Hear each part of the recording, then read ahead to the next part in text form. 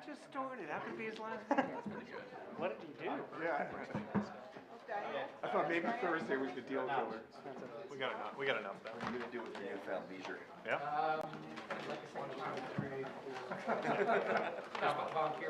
Let's rock and roll. Get ice cream. Good evening and welcome to the March 21st, 2022 meeting of the City of Summit Zoning Board of Adjustment. My name is Stephen Spur and I am Chairman of the Summit Zoning Board. In accordance with New Jersey Statute 10:4-10, adequate notice of this meeting has been provided to a newspaper of record and has been posted here in City Hall. This meeting is a judicial proceeding. Any questions or comments must be limited to the issues that are relevant to what the board may legally consider in reaching a decision, and decorum appropriate to a judicial hearing must be maintained at all times.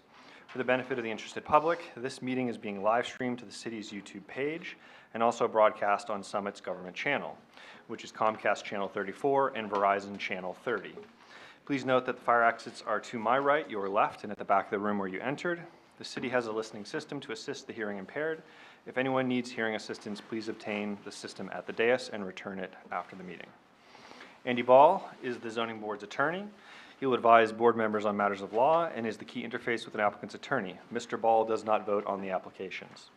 Chris Nicola is a city employee and is the zoning board secretary. Ms. Nicola assists applicants with preparing their applications, planning our agendas, and keeping our meeting minutes. Mr. Nicola also does not vote on the applications. Our board consists of 7 regular members and up to 4 alternates. All members can participate in the hearings tonight, but a maximum of 7 can vote. Most applications require a simple majority to be approved. Some applications require 5 affirmative votes to be approved. You'll be told which majority will be required before we begin our deliberations. Mr. Nicola, will you please call the roll of the members? Sure. Chairman Spur? Here. Vice Chairman Steiner is excused. Mr. Yuko? Here. Mr. Mullen? Here. Ms. Newell? Here. Mr. Millay? Here. Mr. Loikitz? Here. Ms. Toth? Here. Ms. Sager is excused. Dr. Levine is also excused, and Mr. Gonzalez. Here. You have a quorum, you can proceed. We generally hear the applications in the order they are listed on the agenda. We try to have each hearing last no more than 30 minutes, but we do understand that some applications are too complex to be heard within that time frame. Each hearing begins with the applicant or their attorney giving an overview of the application and the variances that are required. We then hear from any expert witnesses the applicant may have to help explain the application and why the variances are needed. Board members may ask questions of the applicant, their attorney, and the expert witnesses. Once the board professionals and board members have completed their questioning, the public will have an opportunity to ask questions. This is not the time to tell us what you think about the application. That opportunity comes at the end of the hearing. Before you ask your questions, please clearly state your name, spell your last name, and provide your address. It is important our court reporter be able to keep a clear and accurate public record. Our court reporting is actually done through the video and audio system, so it's also important you speak clearly into the microphone. After all witnesses have been heard, members of the interested public have their second opportunity to speak, and at that time you may express your opinion, positive or negative, about the application. Then the public hearing is closed and we enter into executive session where board members discuss the application and vote. You will be able to listen to our executive session, but you will not normally be able to participate in our discussion. Most applications are heard and decided in the same evening. If an application requires additional information or testimony that cannot be presented tonight, we will carry your application to another date and it will not be decided during this meeting. Krista Anderson, the city zoning officer, has asked that I remind all applicants that they must read carefully the resolution that documents the zoning board's decision and to pay particular attention to the conditions contained in the resolution. For example, if a landscaping plan is required, you must obtain one and submit it to John Linson, the city's forester. If a grading plan is required, you must have one prepared by a civil engineer and submit 3 copies along with the application fee to the city's engineering division. Failure to satisfy all conditions in the resolution will result in a delay in approving your application, as it will necessitate additional follow-up from zoning and other city staff. The resolutions documenting the board's decision will normally be available 1 month after we decide the application. When I call your name, please tell me how many witnesses you have and whether you think you can complete your application within 30 minutes. We'll run quickly here through the agenda. First to be formally dispensed with will be 129 Blackburn Road. Is there anyone here for that application? Okay. I'm not the homeowner. Do you have a question for us, or? Yeah. Okay. Do we want to deal with this one now and just Sure. Okay. Would you like to come up? Sure. This one's just, I think, hopefully an administrative matter, but okay. If you can just state your name Sure. and your address for the record. Sure. Christine D'Agostino. I live at 56 Blackburn Place, so directly behind 129 Blackburn Road. Do we need to swear her in, Andy? Do you just have a question? Well, it's sort of. the structures, the pagoda's been up for 10 months, and I saw that they filed something a few days ago, Friday, I guess, to ask for 21, or that says 21 days until they resubmit to bring a permit, which will bring their structure into compliance.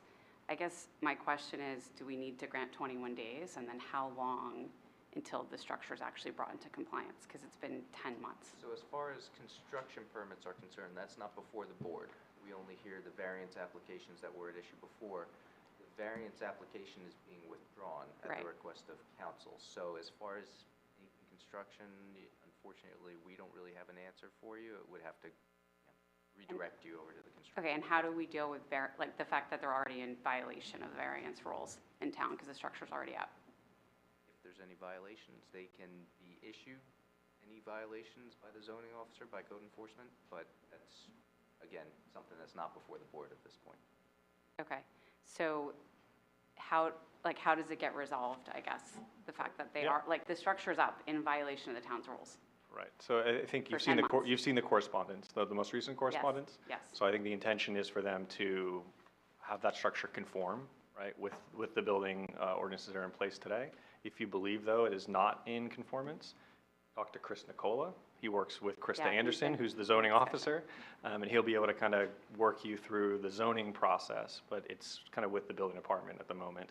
And if it doesn't conform with what council has provided within that 21-day period, it returns to conformance, then it's likely Krista's ire will be returned to the to this particular residence, forum. and it may be returned here for review, but it's Okay. the intention of the applicant and Krista and everyone here to see it not return here. Okay. As they've projected to the municipality that it's gonna be resolved. Okay, all right. But Chris is your best friend. He loves Okay. it. He'll take your It's been a call, long he'll time answer all already, your questions. so That's what he's here for. We'll see, okay. Yeah, you don't have to wait till our next meeting, just call Chris. Okay. And he'll keep you in touch with Krista and we'll get it all resolved. Okay. Thank you. Thank Thanks you. for coming in to ask your question. Maybe with that, can we proceed actually before we get to the other cases, just to dismiss this application? Yes. Is Sam here for them? Yep, she can speak Okay. on their behalf. Sam, Cell did phone. you plan to make any comment with regard to 129 Blackburn? I can, if the board would like. Jim Weber, as the board knows, is the main attorney on that application. And Okay. I understand, right, the application is being withdrawn. Right. And as you've mentioned, the point is to bring that building into compliance. I'm not sure exactly how long that would take. I think we need to deal with the building department on that front. But I just mentioned to Christine, I'm happy to give her my contact information in Okay. case she wants to reach out to me, and if I get further information that may help her, or updates on the timeline, I can do that for her. So we're going to hold a vote to formally withdraw the application. Perhaps, Chris, though, if you could read, it's not a lengthy letter. Could you read the substance of the letter, just so everyone here, at least for the record, is apprised of the Sure. next step? The letter from Dempsey and Sheehan reads, "Dear Mr. Nicola, the above referenced application, which we've known as 129 Blackburn Road, is hereby withdrawn. The pergola will be brought into compliance to be consistent with the Development Regulations Ordinance. The applicant will be filing an update to the construction permit within 21 days to bring the pergola into compliance.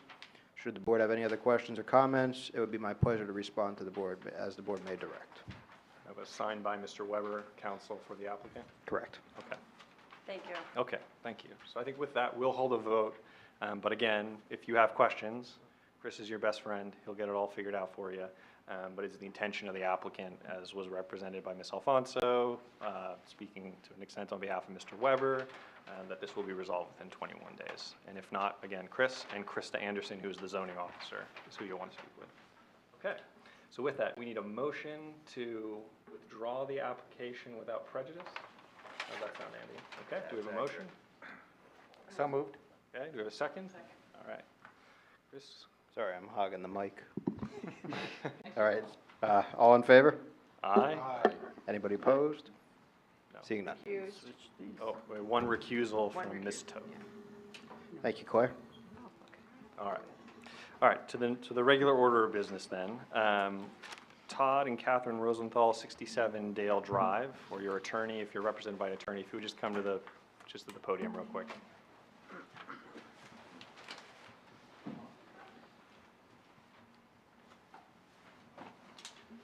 So just want to check in to see who you have with you this evening.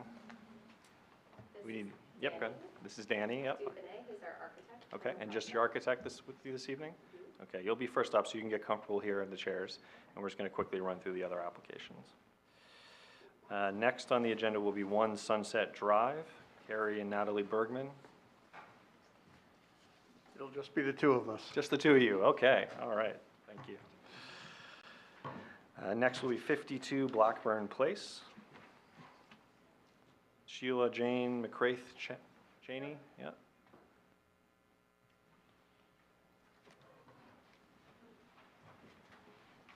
Samantha Alfonso of Dempsey and Sheehan, here on behalf of the applicant Sheila Cheney for 52 Blackburn Place. I think, hopefully, we'll only have one witness, although we have 2 available in case the board has any questions. Okay, who are your witnesses for our record? I think our witness will be just the engineer, Okay. Anthony Ficino. If the board has any questions of the applicant, though, of course, she's available, just because it's really focused on the lot coverage. That's the only reason. Excellent. And then next will be David and Renee Yosi, 82 Valley View Avenue. Help me with your last name? Yeah, Yosi. Yosi, okay, I got it right the second time. So it's Renee Yosi and my husband David, and we have Steve Machuski, the architect. Okay, excellent. And then we are going to carry 17 Baltusrol. Chris, is that correct? Yeah, we do have one space on the May 2nd agenda.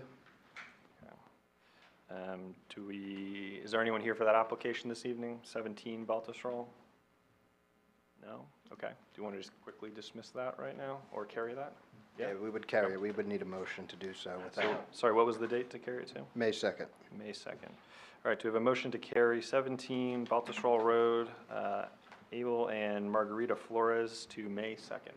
Without further notice. Without further notice. Mr. Mullen, do we have a second? Second. Ms. Newell? All right, all in favor? Aye. Any opposed? Seeing none. Okay. I'm recused. And Claire is Thank you, Claire. recused.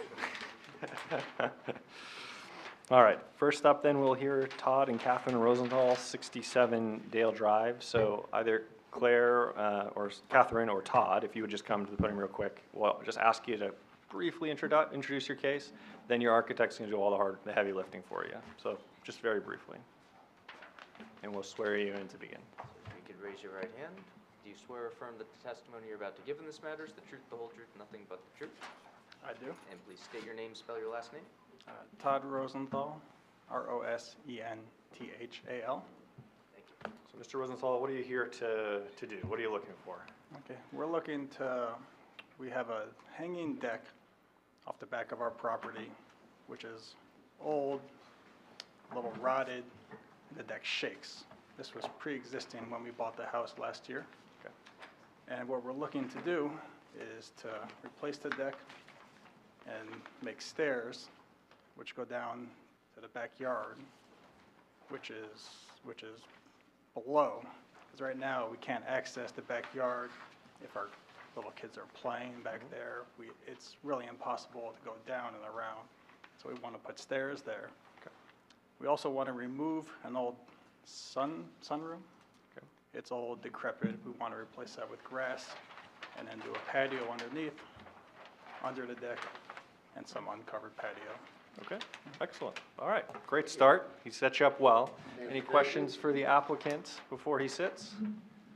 No, hearing none. Any questions from the public for the applicant? Is there anyone here for this application aside from the applicants themselves and their professional? No? I'll keep asking just in case you change your mind. Otherwise, we'll swear you in and let you begin your testimony. Do you swear or affirm that the testimony you're about to give in this matter is the truth, the whole truth, and nothing but the truth? I do. And please state your name, spell your last name. Daniel Dubinett, D-U-B-I-N-E-T-T. Thank you. And can you briefly describe your background, experience, and 3 boards Sure. that are here before you? Licensed architect, state of New Jersey. I received my license in 2001. It's in good standing as of today. And I practice primarily in this area, residential. I've appeared before this board before and other boards in Essex and Union County. Thank you. Any questions from the board? Would you like to accept this credential? We'll accept your credentials. Thank you. You may begin. Thank you. I'd like to pass out a quick exhibit. I marked it A1. Okay. And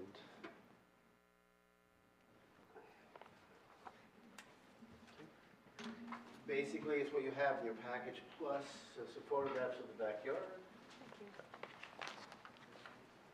I need the original. Okay, whichever one that is, you have one. We'll call it the original. Thank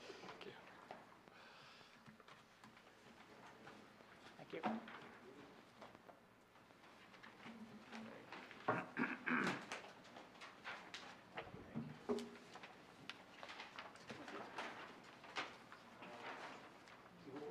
If you have an extra, I'll take it. If I don't need one, though, if you need to hang on. You want it, Chris? That's okay. You're okay? So just before you dig in, though, could Yes. you tell us when these photographs were taken? These photographs were taken last spring. Okay. They accurately depict the property. They haven't been manipulated in any way. And They reflect the property as it exists today? yes. Okay. Thank you. I took the photographs myself. So, like Todd said, I mean, it's nice to look at the photographs first. That's the picture of the rear yard. So there's a structure on the left. It's a sunroom that's going to come down.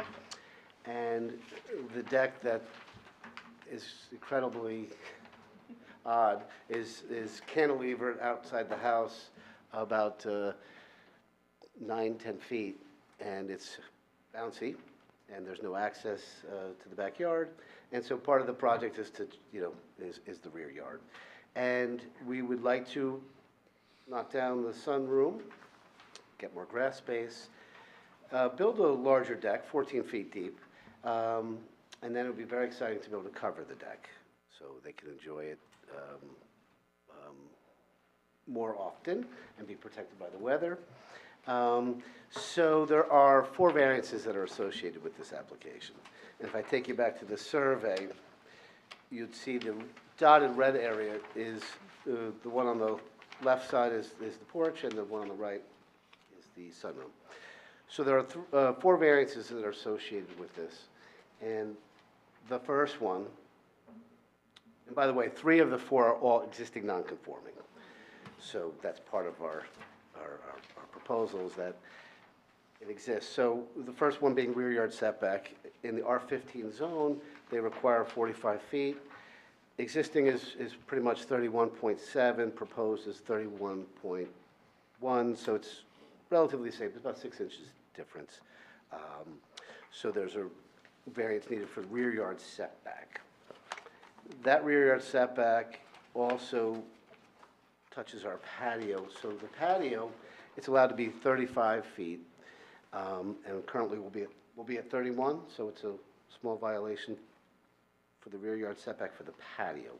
So both the structure and the patio require a rear yard setback variance. And again, the existing was at 31.7. Second one is lot coverage. Again, the house was existing non-conforming, and we're looking to add about 247 square feet of new impervious coverage, primarily in the rear yard. And that's to allow a patio at the lower level and a walkway that'll take us visitors from the driveway around the back of the house. The numbers on that is 35% is the required, 40.1% is proposed, and existing was 38.5. So a small increase in the impervious coverage. And the third variance is building coverage. 18% is the maximum allowed. And again, this is an existing non-conforming situation. And proposed, and if I may jump ahead, I'd like to use Krista Anderson's calculation as opposed to mine. So proposed, smart, she's never wrong. So the proposal is 23.79%. It's actually a reduction from what's existing non-conforming. So we're going to be reducing building coverage by 188 square feet, because the deck counted prior and the sunroom counted, so it nets out less than. And the other variance that Krista pointed out that we might as well talk about is the house has an existing non-conforming circular drive. They inherited it, and I believe that back in the 60s it was built with it. So we'd like to include that in our story tonight, so I guess we don't have any future issues with it. And so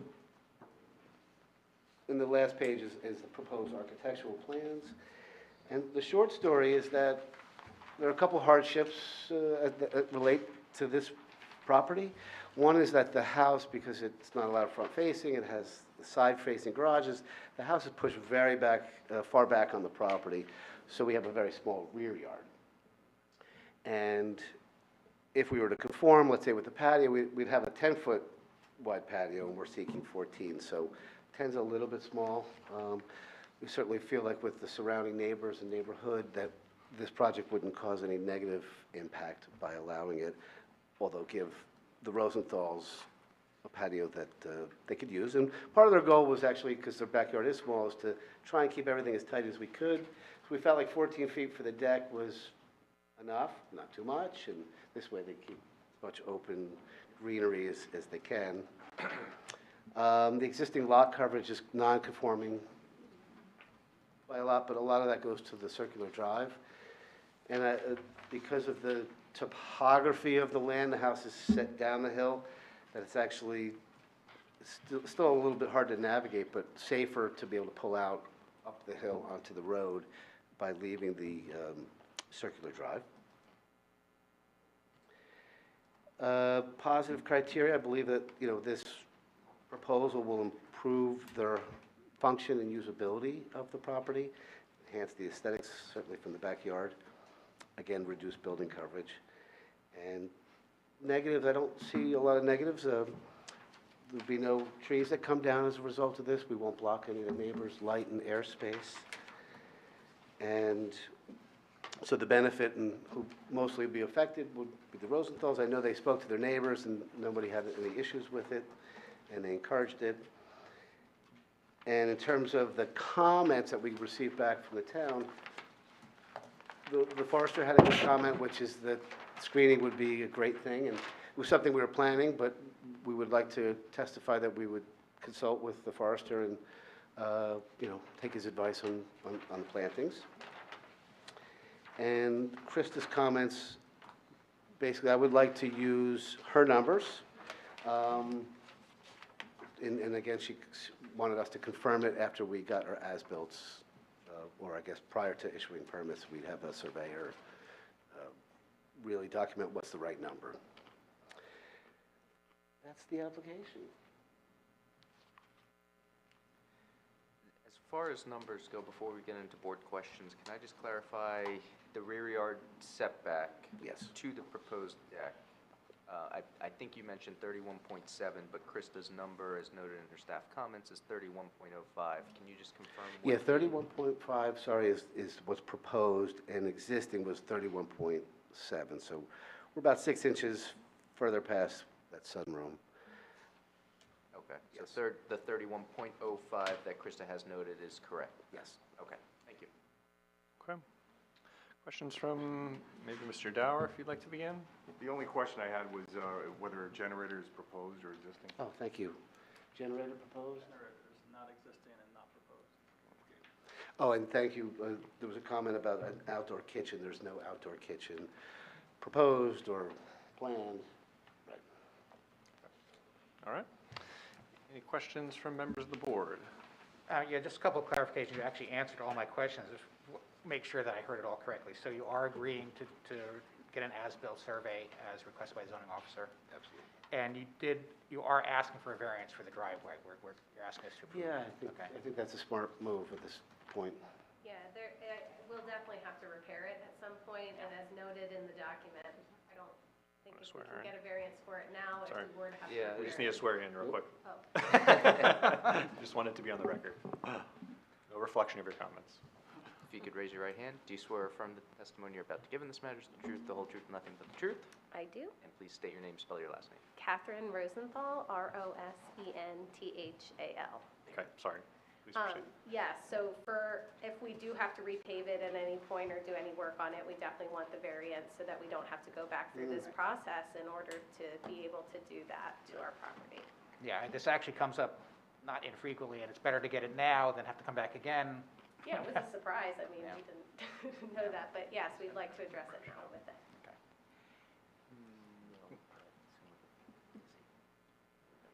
would you characterize the request for granting the variance on the circular driveway as to be grounded in a concern for safety and the safe use and condition of the property? Okay. Very much so. Appreciate your convenience, but there are other criteria, so yes, thank you. Thank you. Okay. Sorry, Tom, any further questions? No, you wanna that's it. flag? No. Scott? Just one quick one.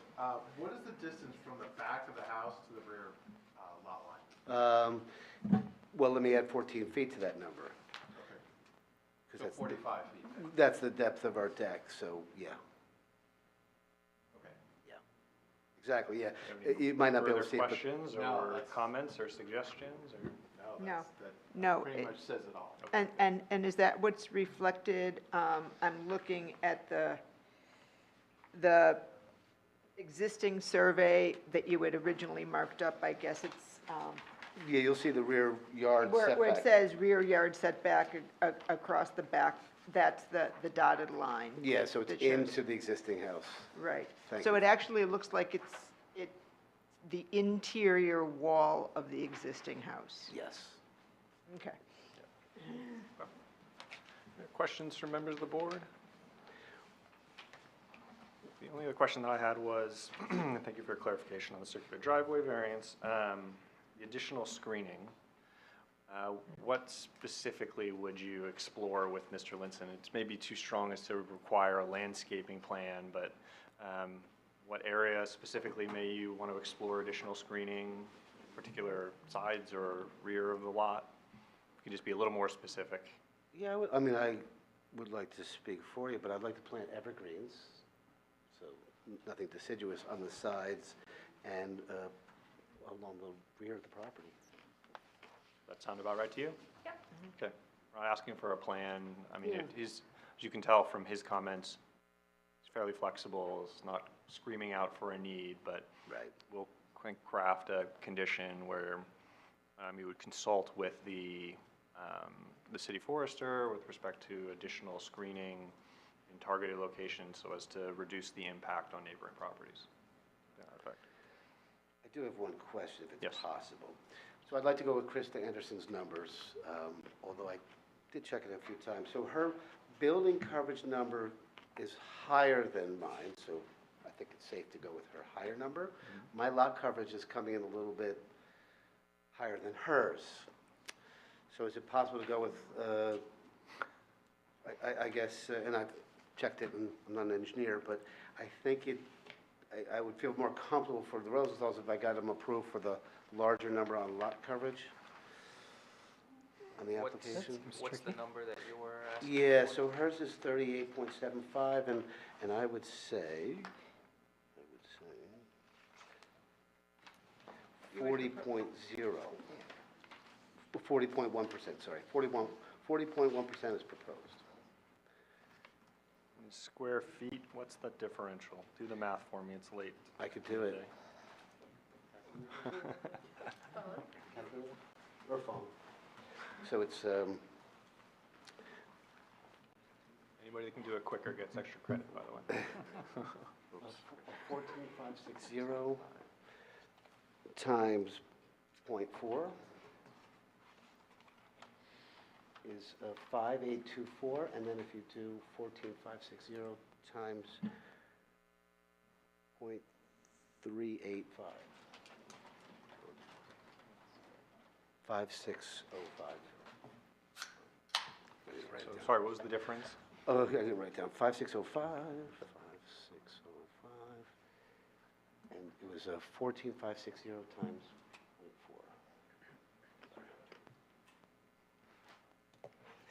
0.4.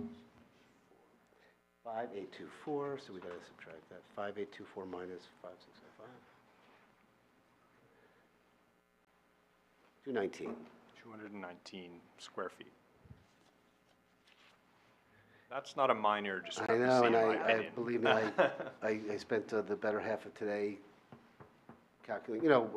It was odd, because the survey that she had gotten from the surveyor was a scale that Right. 1 inch equals 25 feet, which is a very odd scale. But I was able to put it in the AutoCAD and scale it and trace the lines, and So So what more do you think needs to be done to identify the discrepancy? I think having these, take my plan, give it to the engineer who drafted the original survey and have him calculate the numbers. Andy, how do we solve this conundrum? Giving him an extra 200 square feet doesn't sound exactly right, but that may not be the actual question. We want to approve the plan as presented. Right. You can condition it upon confirming the final coverage figure, but we have to... Include a number in the resolution. Right. Ultimately, we need that number for the resolution, and then the question is, if they come in and, yes, indeed, they're at 40.1%, does the board want to consider approving that number if that is the accurate number? I'll ask you something I've never asked you before. And we, I don't want to say suspend this application, let another application proceed, give him the 30 minutes to go and check his math and then come back? Oh, I checked it all day long.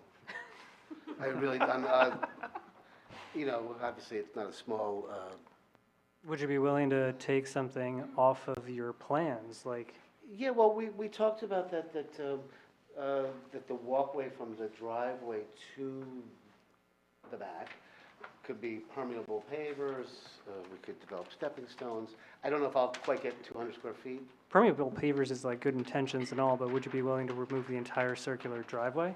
That would buy you a lot of, Yeah, that would be, no.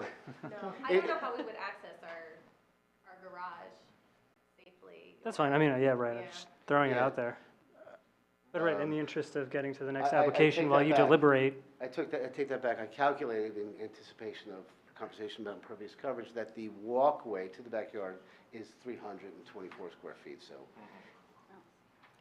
So we could go with Krista's number, which is less, and if I can't get the walkway, we'll make stepping stones. Long ones. I know the Environmental Commission always looks favorably upon permeable pavers. Right. That's a good suggestion. So do you want to accept Krista's lower number, or do you want to take a couple minutes and run some reconfiguration or new numbers? I don't want to keep you in here longer this evening, but I want to get you something that makes sense and is digestible to the board and keeps Krista happy. I don't know if you got all that story. So Krista has a number that's 200 square feet less. Oh, I got it, yeah. And so I think we'll approve it tonight with Krista's number, and if it's bigger, then we have to like think about the walkway another way. Okay. That's fine. What do you think? I think so. I can figure it out. You okay going with Krista's number? Let's do it. Okay. All right, we're doing it. So I think then I see it as a condition that if the Krista's number is correct with your plans, then everything's good to go. If it turns out that the 40.1 is indeed the figure that you're looking for, the walkway that is proposed will be removed, and therefore the lot coverage will be brought down to comply. Whatever it takes to with make the, Krista's. Okay, that's good. Good compromise. Thank you. All right. Any further questions? No? Any questions from members of the public? I believe we addressed every variance and issue. That's your last witness. Anything further you'd like to say? Sorry, I'll give you the last word to say. And then I offer the public the opportunity to comment on the application, in favor, in opposition. Hearing and seeing none. Okay. Anything you as applicants would like to say to close? All right. Very nice. Thank you. You're very welcome. Yeah, that's well done. Andy, would you read us back these conditions, as complicated as they may be? Yes, so I have 4 of them. First would be the applicants will comply with the conditions noted in the board engineer's memorandum. Second is that the applicants will supply an as-built survey prior to the issuance of, and I didn't finish typing, a certificate of occupancy. Third is that the applicants will consult with the city forester and add additional screening at the rear of the property. And fourth is that the applicants will confirm the final lot coverage figure. If that proposed lot coverage figure is greater than 38.75%, then the proposed walkway will be removed in order to comply. And in your opinion, just understood that if it doesn't comply, whatever modifications are necessary will be resubmitted to Krista or to Chris or whomever? Yes. It's understood. Okay. Does that all make sense? All right, wonderful. Who'd like to begin the deliberations? I believe that this is an entirely reasonable proposal. Can address the safety issue first, seeing that cantilevered existing condition gives me nightmares. The new proposal is elegant, it's complementary to the architecture of the house. I appreciate the fact that they're using a lower roof line to meet up with the existing roof line. From a usability standpoint, safety standpoint, aesthetic standpoint, I think this ticks off a lot of boxes. And as you can see from my question, they have some serious hardships, especially if the house itself is sitting in the rear yard setback. So I'm in favor of this proposal. All right, well done, Mr. Lickitts. Ms. Toth, anything to add? One thing they did not bring, that didn't come up in testimony that I appreciate is they're pulling, assuming the walkway gets built, that they're pulling it in a little closer to the house so that the applicant really has work to try to minimize the increase in the proposed increase in the lot coverage. So I appreciate the thoughtfulness there. Excellent. Any further comments? There's one point about the circular driveway. I kind of was very sympathetic to Mr. Gonzalez's suggestion about curtailing the driveway. When I got there, I felt like just visualizing it, there was the ability to make a proper turnaround and get out safely. I think it would require probably a little bit more engineering in the driveway. However, I was thinking about the excess cost compared with the benefit rendered by re-engineering, and I thought there was limited benefit. If you look at the way the property slopes and the existing stormwater management system in the driveway itself, it all kind of goes to that corner. So I didn't think there was anything really served by removing the circular driveway, though I would note the board's traditional aversion to circular driveways, but in this case, I think it's a special circumstance, and I'm in favor of the application. All right.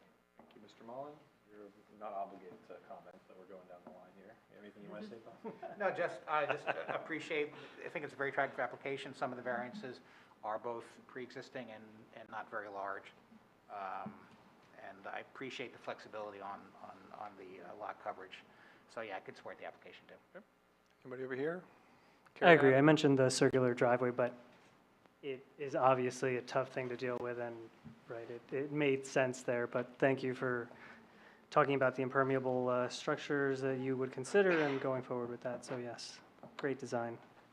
Okay. I too could support the application. Appreciate the thoroughness of our deliberation today. The board's really on it, which is great.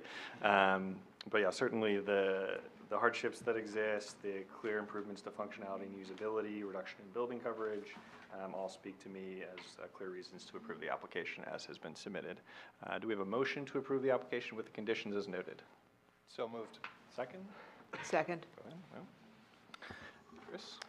Yeah, Mr. Hugo? Yes. Mr. Mullen? Yes. Ms. Newell? Yes. Mr. Millet? Yes. Mr. Loikitz? Yes. Ms. Toth? Yes. Chairman Spur? Yes. All right. Thank you very much. Good luck.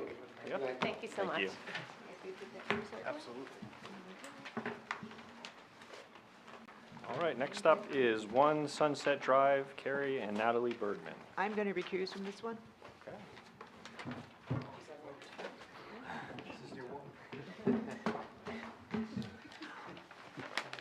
I think you're batting 500 in recusals. Do we really need to make? Yeah, do we need to make it? Well, I guess it's too late now. It's halfway down the ramp already. Let's watch her go. Well done, Claire. All right. All right, we'll swear you in, and then we'll begin the case. Do you swear or affirm that the testimony you're about to give in this matter is the truth, the whole truth, nothing but the truth? I do. And please state your name, spell your last name. Kerry, K-E-R-R-Y, Bergman, B-E-R-G-M-A-N. Thank you. All right, Mr. Bergman, tell us about your application. This is an application for relief from a side yard setback. We sit at the corner of 1 Sunset, and our address rather is 1 Sunset at the corner of Division. Approximately 23 years ago, we renovated our house and added HVAC with both forced hot air and air conditioning. That was all permitted, inspected, but unbeknownst to us, and obviously unbeknownst to the city, the 2 condensers for our split HVAC systems were within the 35-foot side yard setback by about 18 inches. In August of this year, we had a failure of one of our 2 condensers during the height of the 90-degree weather. This was urgently replaced, and when we applied for a permit for that work, as well as to replace the other condenser, which we assume will fail shortly, we were told that we were in violation of the side yard setback. So we're here today to ask for relief from that for a distance of 18 inches. And let me just jump in for 1 second. I know you're noting side yard setbacks, but you have a corner lot, so technically those are Yes. just front yard setbacks, just so everyone's on the same page. Thank you, Thanks. Andy. Sorry. Yeah, as I've explained to many people, the side of the lot is the front of the lot. The condensers are behind a 6-foot fence, which is out on the property line, which was previously approved by this board 29 years ago, and cannot be seen, nor can they be heard. Obviously, trying to move these condensers to some other location in the back of the lot would require a very long run, which would both impede the utility of the air conditioning system and likely would hinder their longevity. Okay, excellent. Anything further you'd like to add? We don't want to work too hard on this one, I think, No. but go ahead. We have pictures if you'd like to see them, but they're on my laptop. Okay. But you can't see anything because it's behind a fence. Well, let's not enter your laptop into evidence, so yeah, I'll let you keep that. Mr. Dower, is there anything you'd like to call out for this application? Same comments before, whether or not a generator is existing or proposed. Any generator plans? We have a permitted change in our electrical board for a plug-in gas fired that was been used twice since Hurricane Sandy. Okay, very well. And I'll stop to say, is there any members of the interested public here this evening for this application? Questions or comments? No? Okay. Just to be clear, board members, any questions? Okay. Thorough testimony. Anything you'd like to add in conclusion? No. No? Okay, very well. In terms of conditions, Andy, we would condition on the acceptance of the engineer's letter. Would that be acceptable to you? It's a standard condition where the engineer's letter is entered as a condition, just kind of acknowledging all the technicalities around. Did you see that application or that element of the application? It was an engineer's letter, Mr. Dowers. We did, and actually we had a question about it. Okay. That if I could bring it up now. It says something about, item 9 is signed digital plans, and we didn't know what that meant. That would be plans submitted to the city when you do the grading permit, if they require. If it's There required. there is no grading. I Okay. mean, If it's required, it would be necessitated by the city. If it's not required, then there's nothing to submit. Okay. Yep. Thank you. Thank you. Okay. So that would be the only condition on the application, and that just really lays out the technical elements of the application, gives us that kind of grounding for the resolution. So that would be the only condition, as noted. Anyone care to begin deliberations then? I'll go. All right, thank you, Mr. Mullen. It's behind a fence. The use has been there for a quarter century. I had to get on my tiptoes to see it. I'm in favor. There's no negative effects. And air conditioning is a positive to the use and functionality of a dwelling. And I'll just say I totally agree. I feel bad when some of these applications come where the applicant has to go through all hoops, mailing out stuff, preparing plans for a simple, it should be a simple thing. Complicated the fact that you have that corner lot, which is always creates unusual circumstances. So I'm in favor as well. Care to add anything further? Okay, for those reasons and the hardship you noted in terms of trying to relocate these and disrupting the topography of the site, I too could support the application as has been submitted. We have a motion to approve the application with the single condition as noted. Motion to approve. Okay, Liz, we have a second? Second. Scott? Chris, can you give us a roll call? Sure. Mr. Yuko? Yes. Mr. Mullen? Yes. Ms. Newell? Yes. Mr. Malay? Yes. Mr. Loikitz? Yes. Mr. Gonzalez? Yes. Chairman Spur? Yes. Thank you very much. Look at Look at Wally voting tonight, this is great. Big stuff. Yeah, man, you're doing it. You're at the big leagues now. Congrats, Wally. I almost got my sign. All right, That's next- coming. Next, we'll hear Sheila Jane McGrath Cheney, 52 Blackburn Place, represented by Miss Alfonso.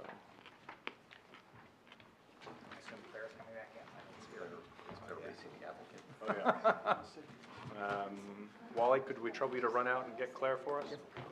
Just hold for a second, Miss Alfonso. You guys have a signal worked out or something? No, we don't have the Claire signal yet. I'm working on it. All right, let's dispatch Wally. You want me to grab her? No, we sent a board member. don't we? Okay. The clear signal.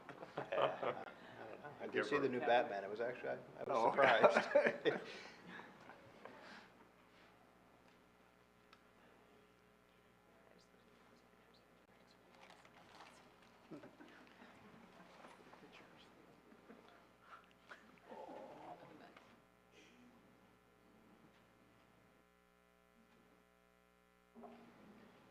Yeah, I think everybody will be thrilled with those again.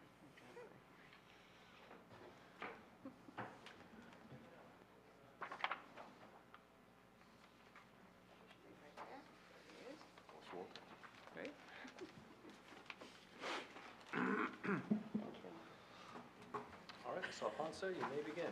Thank you, and thank you for the introduction. Samantha Alfonso again of Dempsey, and Sheehan, here on behalf of the applicant, Sheila Cheney, with regard to her property located at 52 Blackburn Place, designated on the tax maps as Block 2862, Lot 46. This proposal was designed to conform with the DRO to the extent possible and practicable, while maintaining the lawfully existing home and allowing the applicant and her family to improve their rear yard and outdoor leisure space with a average-sized free-form, though, pool and attached spa with associated additional patio. There is some existing patio there. The additional is approximately 600 square feet of additional patio to allow for some pool furniture. One of the comments was whether or not a patio was proposed on the south side. As you'll see in the rendering that's being shown on the screen right now, and if I may have that exhibit marked A1. Sounds good. Thank you, Chris. So I'm showing A1 on the screen right now, and this is a perspective, a rendering prepared by the landscape architects with regard to the landscaping as well as the pool and patio with the existing home. This shot is taken from the playground playset area back. Just give me 1 second. I'll give you a better indication here. Should be Southeast corner. where's my north arrow? Southeast corner. Thank you. From the southeast corner is Exhibit 1A1. The only variance necessary to realize these improvements is for lot coverage. The applicant does have an existing FAR and building coverage from a prior approval noted in Krista's report, but this proposal really is just for that lot coverage variance for that additional pool and surrounding patio. The variance would be for 42.51%, where 35% is permitted in the R10 zone district. Of that, about 846 square feet is for the pool itself. 135 square feet is for the standard 12-inch coping around the pool. And about 39 square feet is the spa that's connected to the pool. So again, right, they're really looking to bring their home consistent with the amenities of the area by creating a functional rear yard and leisure space for their family. As Mr. Dower reported in his review, there is a robust stormwater system proposed as part of this application that Mr. Ficino will describe in more detail. But I understand Mr. Dower didn't take any exception with regard to that proposal. Of course, we'd love to hear your, any additional comments or questions you might have. Otherwise, this proposal is in conformance with the DRO. As I mentioned, we do have the applicant available if you'd like to hear from her, but since this application and the comments really focus on the stormwater and lot coverage, I'd ask if the board has any questions of Ms. Cheney, we could bring her to provide testimony. Otherwise, I'd suggest perhaps hearing from the engineer first. Board have any questions for Ms. Alfonso or an interest in hearing directly from the applicant? Well, I have a couple of questions that I think the applicant may be better suited to answer. Okay. Could we have Ms. Cheney sworn in to give testimony? Ms. Cheney, if you could brought. Raise your right hand. Do you swear or affirm that the testimony you're about to give in this matter is the truth, the whole truth, and nothing but the truth? I do. And please state your name, spell your last name. Sheila Jane Craig-Cheney, Cheney. Thank you. Okay. When you were granted a variance back in 2011, on page 2, it did state that you, at some point, you were going to make the shed more aesthetically pleasing to match the house. It looks like you've done that, We did but that. yes, It okay. used to be painted a lovely dark brown. It now Okay. matches the house with white trim. Okay, yes, it looked like you had, but I, And the same roofing as the house. okay. And in the memo supporting the application, it says the proposed improvements will update the existing property into the conforming custom and vogue as reflected in contemporary styles and surrounding residences in the neighborhood. As best I can tell, there's one other pool in the surrounding neighborhood, Correct. right behind you. Right Are there behind us. any other pools on Lower Blackburn Place or No. Blackburn Road? Not that I'm aware of. Okay. Thank you. You didn't know the color of the shed, the prior color shed condition, Samantha?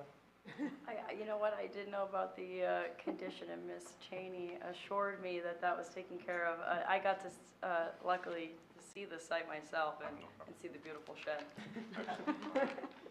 Thank you. Any other questions for the applicant before she grabs a seat? Okay, thank you very much. Thank you. All right, you can hear from the engineer if you'd like. Yes, thank you. Mr. Ficino, would you mind providing your qualifications and I'll swear you in first. Do you swear or affirm that the testimony you're about to give in this matter is the truth, the whole truth, and nothing but the truth? Yes, And please state your name, spell your last name. sure. Anthony Ficino, F-A-C-C-H-I-N-O. My business address is 258 Main Street in Milburn. Thank you. Can you briefly describe your background and experience? Certainly. I'm a licensed professional engineer in the state of New Jersey since 2003. I received my professional planner's license in 2006. All my licenses are current. I have testified before this board before, and I've worked on many projects in surrounding towns and in the area. Any questions, or would you like to accept his credentials? No questions, we'll accept your credentials. Thank you. So, I guess I'll just get right into it because Ms. Alfonso really gave a good explanation of why you're here. But I guess looking at this, is this the same number? we'll go to this one, right? Okay. So this will be A3, A2, or do you want to keep them all A1? If you have it all on this. I can do all A1 then. Yes, It's thank okay you. with me, Mr. Nicole. Sorry about that. Mr. Chairman, I didn't mean to It's take okay. your, I don't know, I was just wondering where if you you'd don't go. mind. That's okay. Yeah, you may proceed. Thank you. Should I call this A1. A1, okay. Referring to A1, okay, we are seeking approval to construct the outdoor amenity area with a private swimming pool. The pool itself will be approximately 846 square feet, and the spa, which is located just adjacent to the pool, will be approximately 39 square feet. The pool will be set back from the rear property line by approximately 15 feet, which is in compliance with the city ordinance. Also proposed is, as you can see in the rendering, is a patio area that leads to the pool as well as the rear door of the house. That patio area will consist of 1,381 square feet.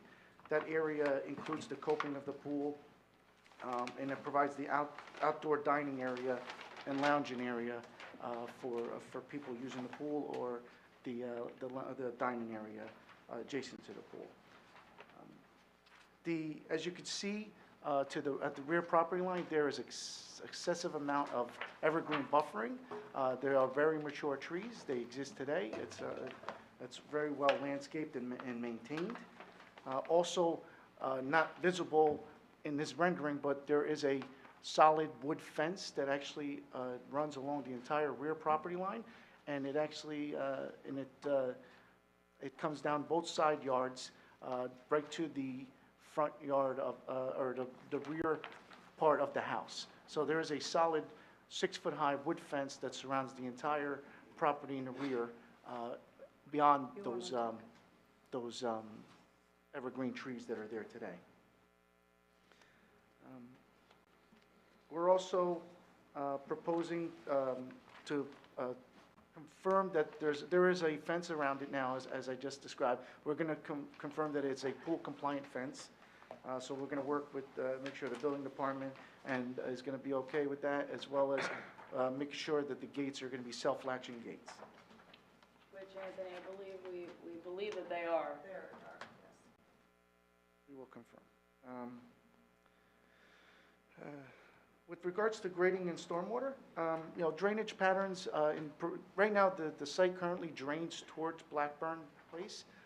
It's very, very flat, but the water does make it out of the rear yard now. It comes down the driveway out to Blackburn Place. We're not altering those drainage patterns.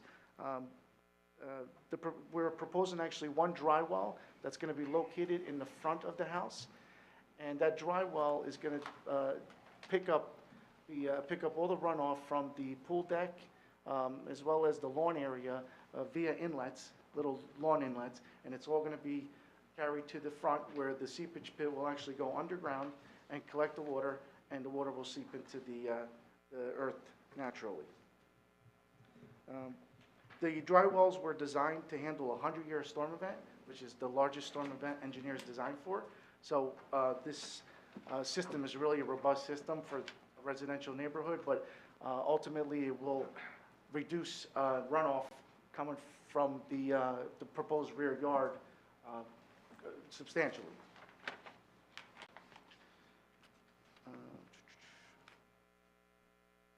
With regards to landscaping, obviously there's an adequate landscaping right now in the rear yard.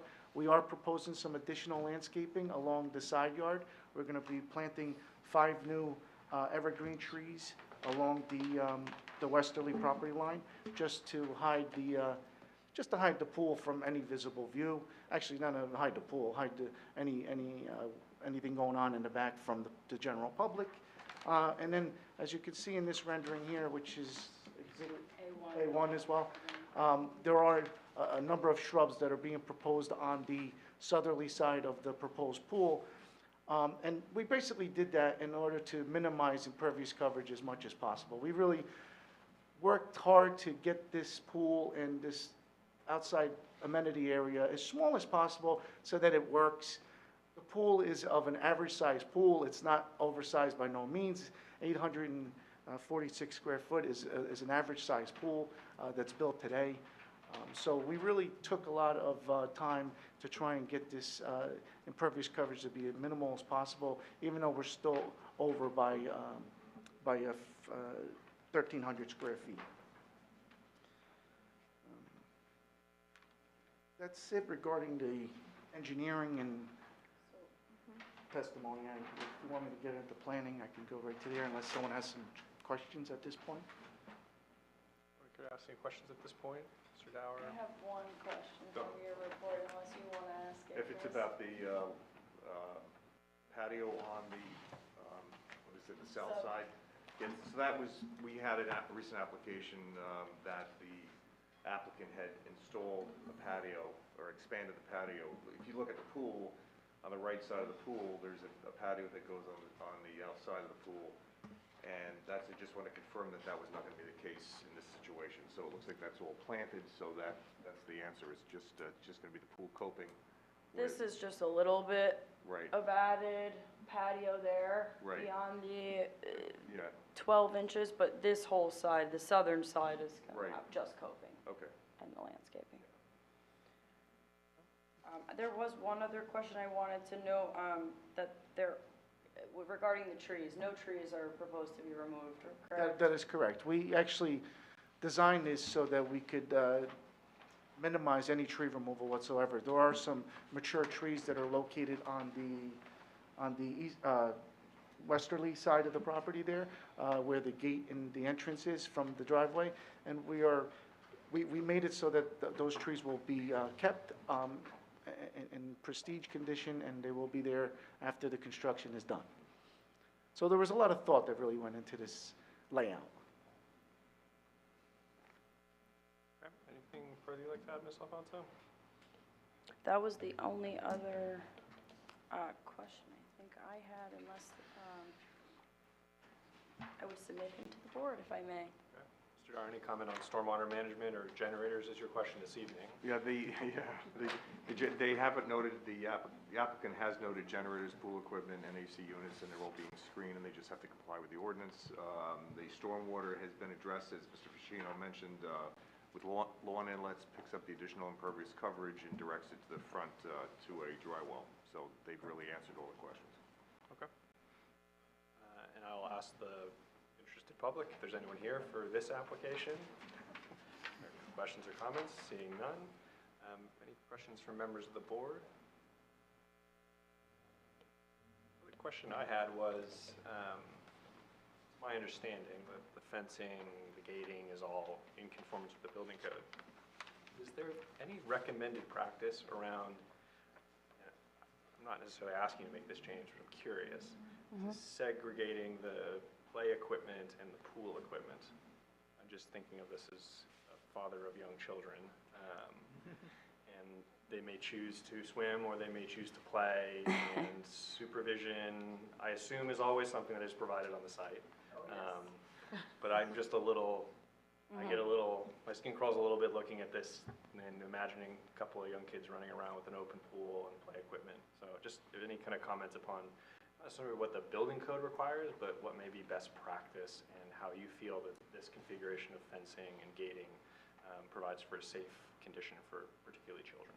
Well, my children are on the older side. I have 4 boys, ages 10, 12, 13, and 15.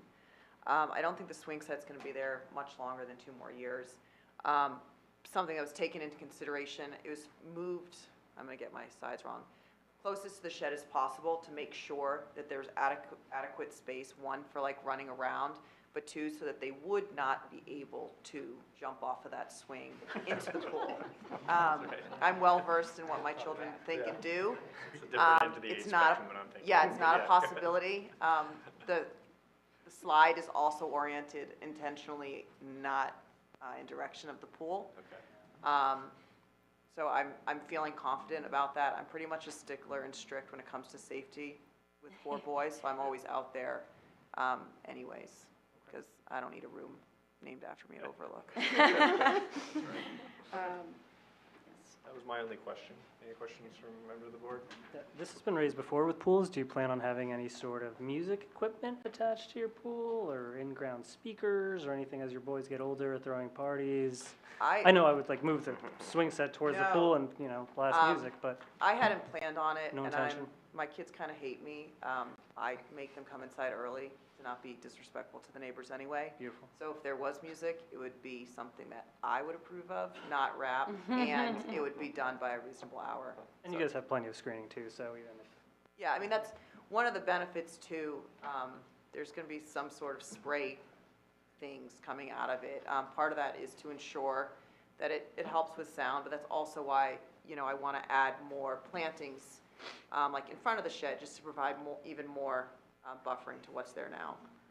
If I can clarify, by spraying, you mean there's like You're a right. little waterfall feature off Yeah, of the spa? not like water guns, just like a little, Kind of sounds like like a an trickle. ocean. Nice, yes. No. Thank you. Yes.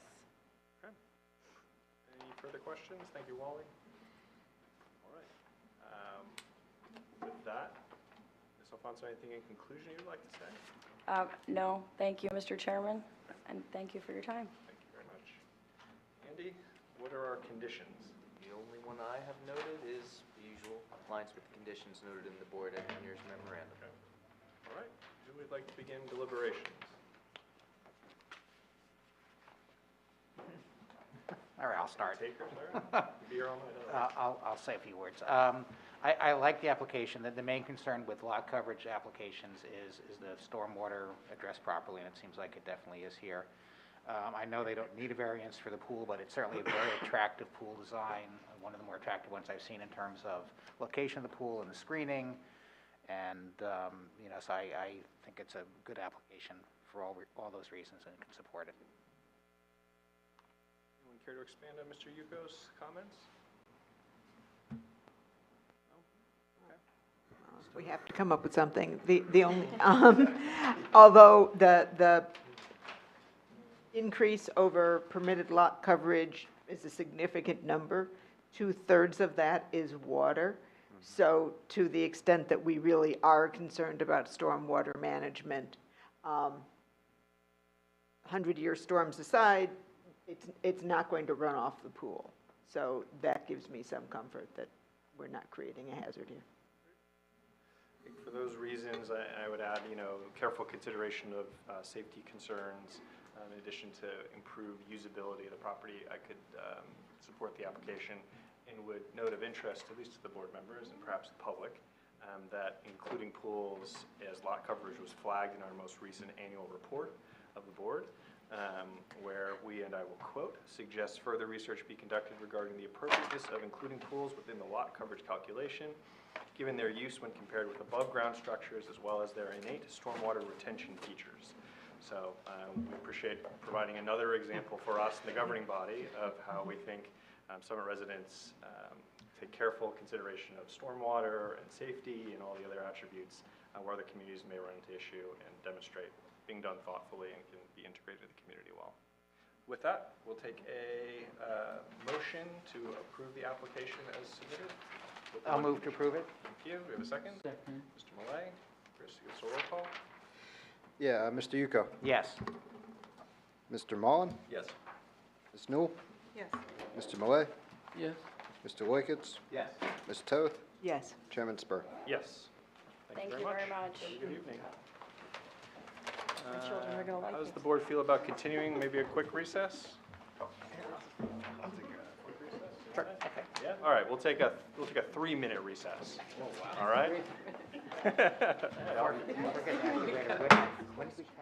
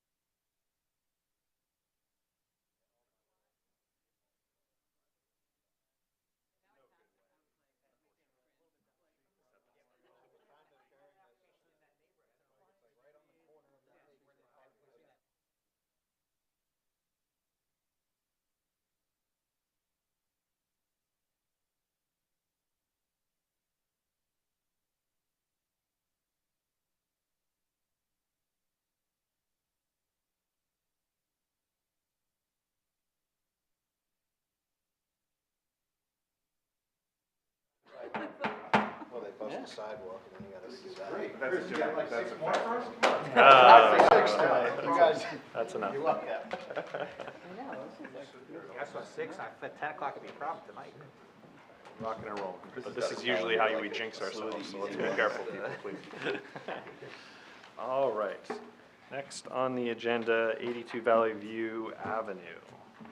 If either of the applicants would just come to the podium quickly, we'll swear you in. Do you both plan on testifying? No? Let him do all that. She's making me do it. All right, we'll swear you in, and then you can briefly introduce the case. Do you swear affirm the testimony you're about to give in this matter is the truth, the whole truth, and nothing but the truth? I do. And please state your name, spell your last name. David Yozzi, it's spelled Y-O-Z-Z-I. Thank you. All right, Mr. Yozzi, just tell us a little bit about the application. Sure. And then we're going to let Stephen do all the hard work for you.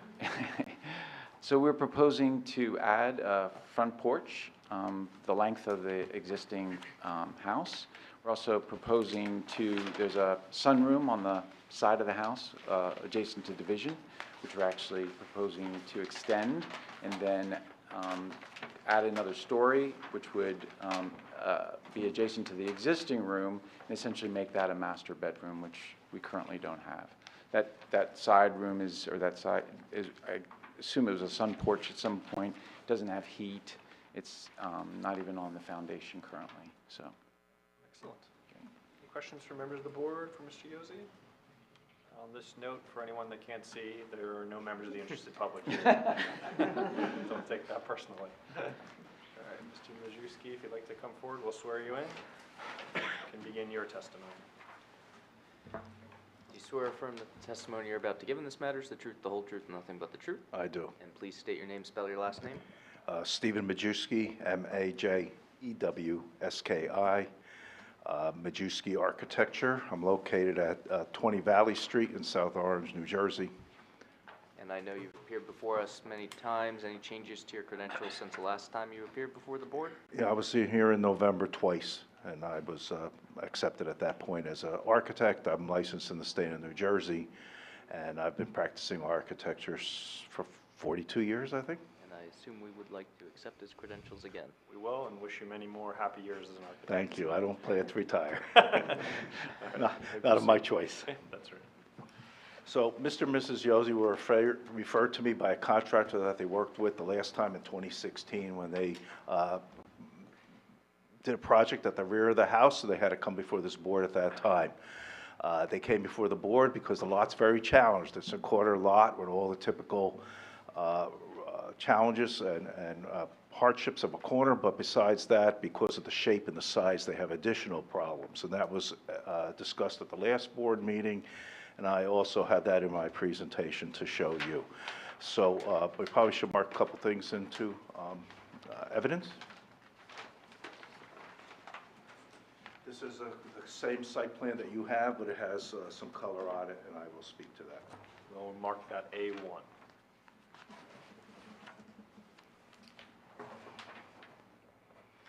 Would you like to mark anything else just while we're marking Yes. exhibits?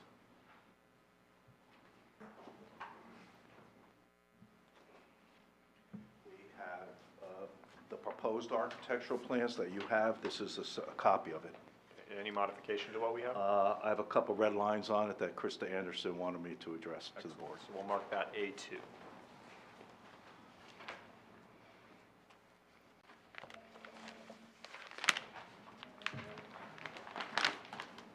Those couple modifications also apply to the present conditions that you have. So we'll mark that A3. We'll mark that A3. Are these descriptions adequate for your notes? Yeah, okay. Yep, great. Anything further? I saw a photo board. I'm not sure whether we need it, should I? If you think you're going to use it, I don't want to interrupt your flow with marking exhibits, so. Let's mark it Just mark it away, that's right. in. A4. A4. And those photos, just for the record, you took them? I took all these photos myself. Some were taken during this past summer, and the three along the bottom of the page I took just this past week. And they fairly represent the conditions of the property and surrounding areas as it Yes. exists today? Yes. All right, thank you. Okay, continue with your presentation then, and that's all the exhibits we need marked.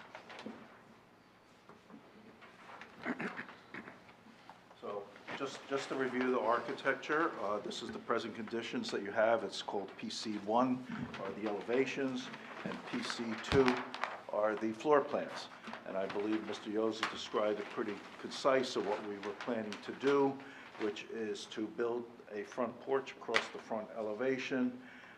We would have a little extension to this current one-story section that's towards the division side, which is also seen here on the division side of the property, Division Road, and then we would add a second floor over that piece towards the Division Road or the western side of the property. So on this board, you can see the front and all four sides of the property. Krista Anderson noted in the graphics that the addition they did in 2016, that the peak was shown about 2.5 feet higher than it actually is. And I put a red line on this that illustrates that it's actually lower, the previous addition from 2016. On the floor plan of the present conditions, it is described how we would be taking the master bedroom that's at the rear of the home with a small bathroom and a pretty small master closet. It's a very normal, smaller size master bedroom for Summit. It's only about 12 by a little under 14 feet. And in analyzing the project, we determined that instead of trying to enhance the bedroom in this location and taking away one of the bedrooms, be a better plan architecturally for the house and for the planning to add space on top of the first floor that is existing now and a little more square footage. We would gain a little bit bigger bedroom, which I can show you on the proposed plans. A bathroom, I'm sorry, a little bigger bathroom, and the bedroom we can talk about. Now on the first floor, the living room goes front to back. There's a small, what we labeled as a sunroom. We were getting about 4 feet by 8 feet, the same width that the section is now. That's about 32 feet in the back, and about 4 by the same 8 feet in the front to that room to help improve it and join it to the living room. Now the proposed plans, I'll show you where the front porch goes across at that point.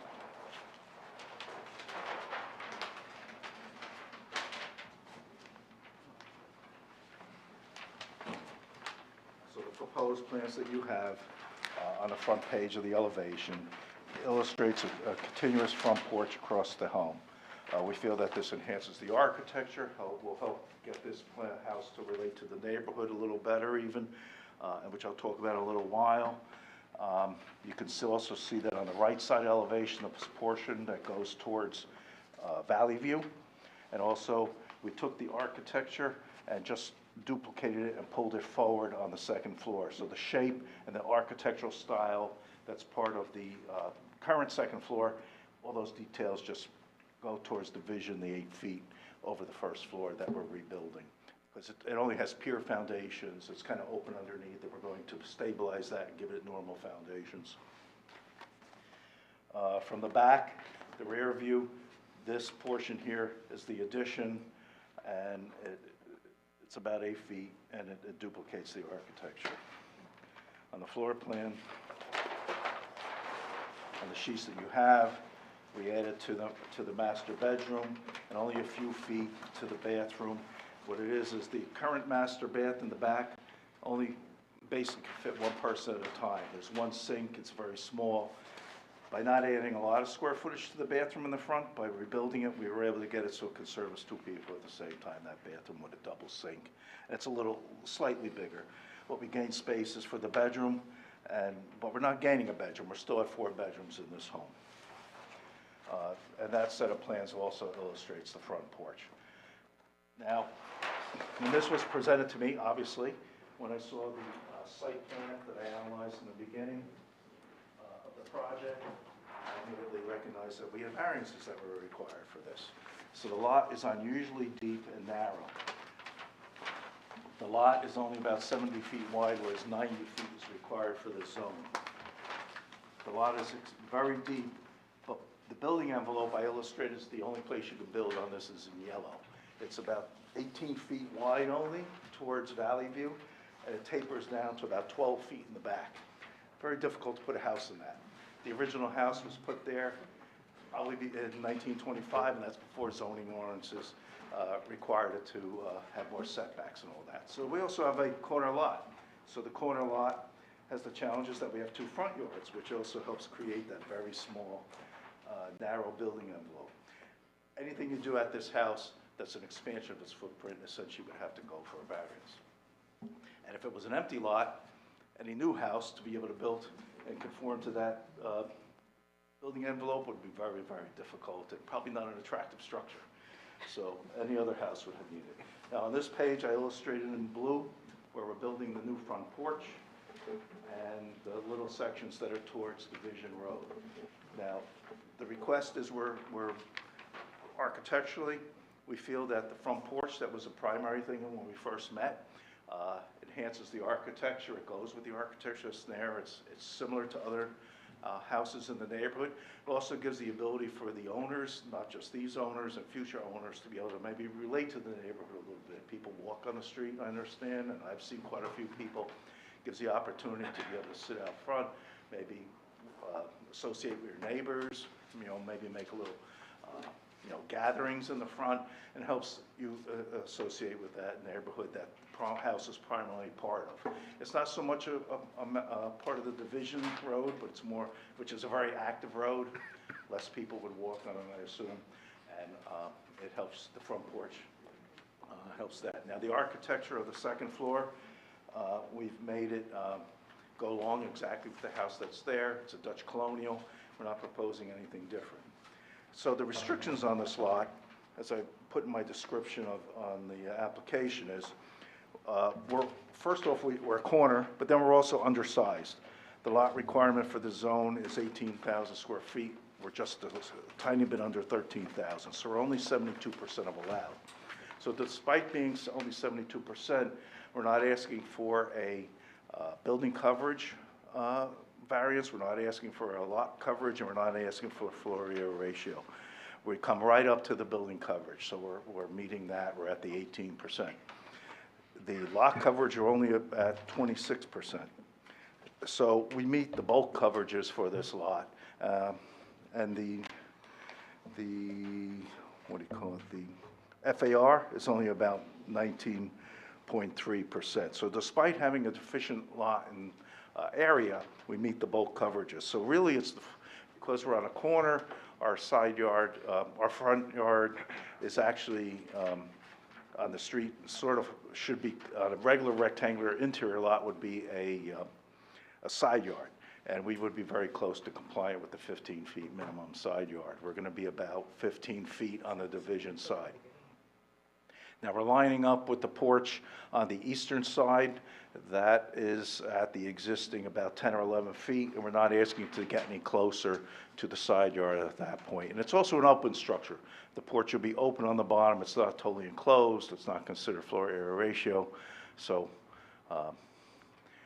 we're not asking for, we feel like we're asking for a reasonable request for this site, and we're matching the architecture of the home to try to comply with historic aspects. This is not also impinging on anybody's light and air. It's a minimal adjustment to the house the way it exists now. Mr. Dower, any questions? The stormwater was addressed back in 2016. They put in a oversized dry well, and they're going to tie into that with a new addition. So that's addressed. I apologize. Item number 14 is not in very good English, but just questioning whether or not they were going to propose to remove, if they were proposing to remove any trees, and defer to the forester for any comments. I did have a question regarding AC units and a generator, if there's any existing and proposed, and Air conditioning units are under the edge of the deck, Okay. so they're within conformance with the setback, and they actually are under the raised deck in the back. Is there a generator under there? No generator. If there was going to be a generator, there's plenty of excess lot coverage to be able to put it on the lot. We're significantly in compliance, and of course, it would meet the setback requirements and screening if it was to be put in the future. It probably could not be put under the deck like the AC. I have a feeling that the restrictions on the generator is not going to allow that. But there is plenty of side yard space that would not require a variance for its location. No further questions. Maybe just on the landscaping point quickly, Mr. Linson called out foundation landscaping was to be replaced? Is that the intention? Yes, there's no reason that we shouldn't put planting along Division and also along the front of the porch. I assume shrubbery would be put there. Okay, any questions from members of the board? No? Okay, thorough presentation. Thank you. Anything applicants would like to say in conclusion? No? I would just note again for the record, there is no members of the interested public here this evening to offer questions or commentary. Okay. I do Need have elaboration on anything? one question about Krista's comment number 3 about the shed being only 2 feet and potentially being moved in order to allow additional room. Has that been done? Will it be done? Yeah, I talked specifically with Krista, and there's no reason we couldn't move the shed. She feels that it was of a sufficient quality and aesthetics, that it's not necessarily reasonable to ask for it to be taken away. It could be moved easily, but would require the 2 times the front yard variance. So we asked that to be included in the approval. The condition or just noted in the body of the resolution? We can make it a condition just to be sure. Sure. Unless you feel it's unnecessary. No, let's put it in the condition. Okay. So the condition would then be the applicants will move the shed in conformance with Krista's comment in the Yes. zoning officer's memorandum. Excellent. All right, very well. Anything else, Mr. Ball, or do you have? And of course, our usual compliance with the conditions noted in the board engineer's memorandum. Those 2 would be the only conditions I've noted. Yes, grading plan will be coordinated with engineering and turned out in that application time. Yep. All that's captured in the engineer's letter. That's great. Yep. Excellent. Who would like to begin deliberation then? I will. First of all, thank you for illustrating how much of a hardship an undersized lot is. That was a nice visual for me, because all of a sudden, like, oh my gosh, that really is truly a hardship. So because of that hardship, I think the variances are reasonable, because you really can't do much on that property at all. So I would be prone to approve it. Anyone care to elaborate on Ms. Newell's comments? I would like to see Mr. Majewski design a house that's 120 feet long by 12 feet wide, but maybe that's for another time. Yeah, that's another time. I would like to come up with some ideas. I really appreciate you've packed a lot into a very minimal expansion to this house. You've obviously made it contemporary with how living standards are these days in terms of the master bedroom and the master bath that supports it.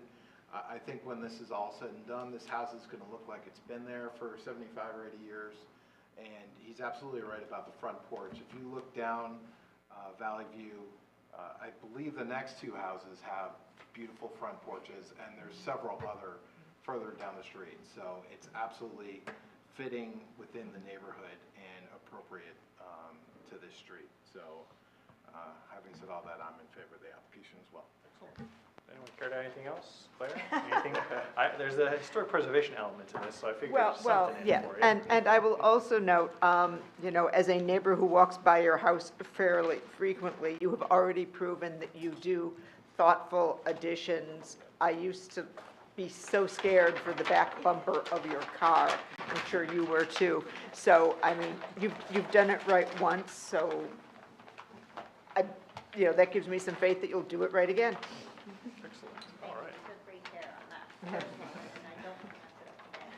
Thank you. Anyone care to add anything further? No? I would just add, I think an added benefit of the full porch, the full frontage porch, is a public safety benefit where you could be enjoying, even in inclement weather, more of this structure and more of this lot. So it's not only a nice architectural feature, but hopefully adds some usability and safe usability to the property. Hopefully we're giving Andy all he needs for his resolution. All right, with that, do we have a motion to approve the application with the conditions noted? Moved. All right, Ms. Toth, second, Mr. Millay. Chris, you give us a roll call? Yes, Mr. Yuko. Yes. Mr. Mullen? Yes. Ms. Newell? Yes. Mr. Millay? Yeah. Mr. Loikitz? Yes. Ms. Toth? Yes. Chairman Spur. Yes. Thank you very much. Thank you, Mr. Majewski. Thank you. You're welcome. All right, moving then to administrative matters. What are we able to tackle here tonight, Chris? All right, so since all the voting members are the same, I'll read them once, and then I'll just read the applications, and we'll do them that way. So 9 Laurel Avenue is the first, application ZB 2106. Our eligible voting members are Chairman Spur, Mr. Yuko, Mr. Malay, Mr. Loikitz, and Ms. Toth. So we would need a motion for that. So moved. A second? All right, Chairman Spur, Yes. Mr. Yuko, Yes. Mr. Malay, Yes. Mr. Loikitz, Yes. Ms. Toth. Yes. All right, next is 24 Prospect Street, application ZB 21-2108, and we have the same eligible voting members. We have a motion? Moved. Second? Second. All right, Chairman Spur, Yes. Mr. Yuko, Yes. Mr. Malay, Yes. Mr. Loikitz, Yes. and Ms. Toth. Yes. All right, last is 5 Morris Court, application ZB 21-2113. Eligible voting members are the same as the last one. We have a motion? Do we have a second? Second. You can have it. I guess we'll give it to Scott. I couldn't hear. All right, Chairman Spur, Yes. Mr. Yuko, Yes. Mr. Malay, Yes. Mr. Loikitz, Yes. and Ms. Toth. Yes. All right, and I ran out of time to get the minutes done for the February 23rd meeting, so we'll have to add it to the next agenda. So that would be it. For shame, nonetheless, we are recessed until April 4th.